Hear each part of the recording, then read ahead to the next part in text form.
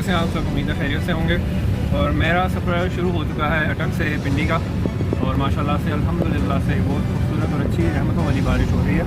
अल्लाह पाक रहमत वाली बारिश जो है वो बरसाएँ, खैर वाली बारिश हो, किसी से इसका नुकसान ना हो, लोग बस इससे सैराब हों। और आप सब कैसे हैं? आपके शहर में कैसा मौसम है? गर्मी तो बहुत थी, तो शुक्र अल्हम्दुलिल्लाह खैर आफियत वाली बारिश जो है वो हो रही है, करम अल्लाह का। और मुझे बारिश बहुत अच्छी लगती है यार, और ये जो मिट्टी की खुशबू होती है ना, क्या ही बात है।